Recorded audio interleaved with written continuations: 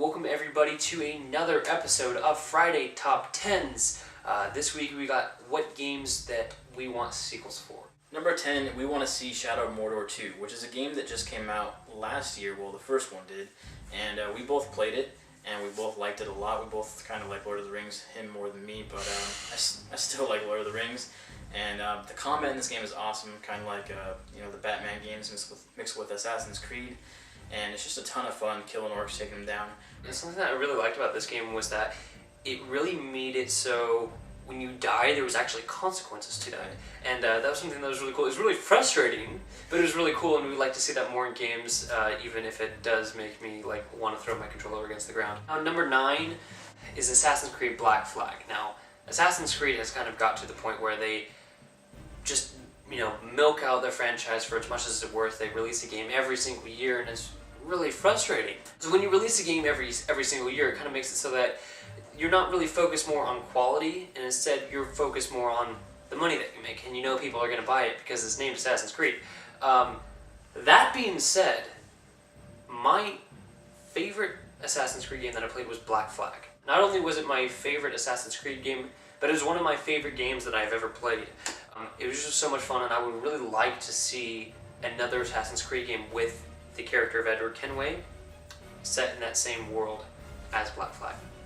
And number 8 is LA Noire 2, which I didn't ever play. I never got around to that, the first one. But I support pretty much anything Rockstar does, because everything I have played that they have done has been pretty awesome. But Jake here has played it, so I'll let him tell you about that. Yeah, well, LA Noire was one of my favorite games. The game doesn't hold your hand and say, there's a clue over there, go get it. If you don't find all the clues in the area, you may not solve the case. If you ask the wrong questions to these people, you may not solve the case. And so it's up to you to actually solve it instead of the game just holding your hand and telling you what to do while you do what it says. I would really, really like to see a sequel to this, probably with Jack Kelso, the character that you were playing as in the last fourth of the game. Now, number 7 is not so much a sequel, but more as a reboot. It's a game that Tommy and I played a ton growing up on the original Xbox, and that's NFL Street. We played that a lot, and it was just so much fun to play that. Sure, are the mechanics completely realistic? No. But that's what made it fun, really. Exactly, that's what made it so cool. The pickup games was really what made NFL Street awesome for me, is because every match we would play against each other, it felt like a unique game because we had different matchups. Mm-hmm. It always felt like a new game, and it always felt fresh. Yeah, and it's really weird, too. We were just talking about this. It's when we played the game, we'd get upset when we picked Drew Brees. That just shows you how long ago that the game was made. It's back when he was a Charger, and back before we really knew who he was. Now, at number 6, we want to see a sequel of one of my favorite games that I ever played, and that was Republic Commando. We both love Star Wars, like you guys probably know by now, and Republic Commando is definitely one of my favorite Star Wars games. It's just a great story. You got to get in the minds of these clones. You get to see what they go through on a daily basis. The thing about this game is the original one was on the original Xbox, and now we're going 2 generations ahead with the Xbox One. They can make this epic. They can make it so much better. I mean, even if they just remastered the old one, that would be alright with me personally. I'm going to let you guys in a little bit on my Star Wars experience. The Phantom Menace was actually the very first movie that I remember seeing in theaters, and therefore, even though a lot of people, critics and stuff, have trashed on that movie, it still holds a special place in my heart. But the second movie, Attack of the Clones, is a movie that I absolutely hate. As much as I love Star Wars, I hate that movie. And you couldn't really feel for the clones, because that's what they are, is they're clones, and there's no reason to care if they die or live, because there's a million of them. But that's something that this game did, was it actually made you care about them. Number 5 is a game that we kind of doubt will come out. That's Portal 3. Valve, it seems, has kind of moved from making games into becoming more of a service with Steam and everything. But still, we would really love for them to get back onto the game-making platform and pop out Portal 3. The one thing I did like about Portal was that they never repeated the same concept twice. You would always have to find new ways to beat these puzzles every time they were introduced to you. because they would show you new obstacles you had to work around. All right, moving on to another Valve game that we doubt even more will come out, and that's Half-Life 3. Now, this is probably the one game that gamers everywhere can agree on that is hugely wanted as a sequel. Everyone wants to see a Half-Life 3 because everyone loved Half-Life 1 and 2. Half-Life 2 was so revolutionary as far as games go. It's something that if you play now, it's not as amazing as it was back then, because it really made this modern day shooter what it is today. I would just like to see all the other innovations that Valve could do if they were given another chance. Fun fact for you guys about Half-Life, actually, Quentin Tarantino actually really wanted to make a Half-Life movie.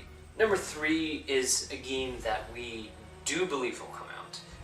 Actually, we think that it's going to be announced this year. Bethesda has announced that they will have their own E3 conference, and we think that will be for announcing Fallout 4. That post-apocalyptic United States is just a really cool world. It's cool in a lot of different forms, but the way that Fallout presents it is just so unique. We have better technology now, and we could just make Fallout even better than it was. Fallout 3 already had a big map. Just imagine how big we can make Fallout 4 now. I mean, look at GTA 5. Look how big that map is. Compared to GTA 4, yeah. Yeah, and now we can make Fallout 4 with an even bigger map, even more guns, even more enemies, and it would just be huge. Number 2 is Last of Us. We both played this game. We've actually played it together when I played it for the first time.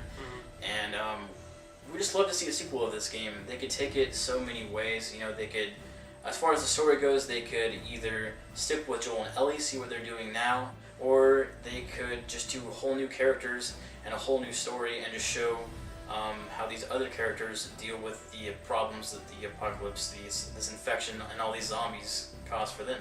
Now for our number 1 is a game that both of us have played a lot of, and that's Red Dead Redemption. We want to see a sequel to that. Some of you guys may not know, but actually Red Dead Redemption is a sequel to Red Dead Revolver, a game that came out in the early 2000s, and we played a lot of that game.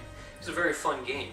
I think that they could do something similar to that, where you have the same world, a different character, or, again, you pick up, not with John Marston obviously, but with Jack Marston, which that would be cool too. Jack is not as intriguing of a character as his father, but still, being in that Wild West setting, and being able to just do whatever you want like you could in Red Dead Redemption was just so awesome, and be able to do it again would be so cool. There's kind of a third option there, and that's to make it a prequel. You kind of go back to before John Marston cut ties with his gang and, got married and all that, settled down. You could just kind of go back to when he was, with his gang, robbing banks, even whatever they did, and you wouldn't really be a hero or even an anti-hero, you'd be a villain, and that would kind of be a lot of fun. It'd kind of be like GTA. Yeah, thank you guys so much for watching our list. Let us know your thoughts in the comment section. Please subscribe to our channel and see all the cool stuff that we'll have out for you. We hope to be loading stuff up more frequently now. We'll have a video up for you explaining our schedule on that soon. Anyway, guys, thank you for watching. Stay tuned, and peace out.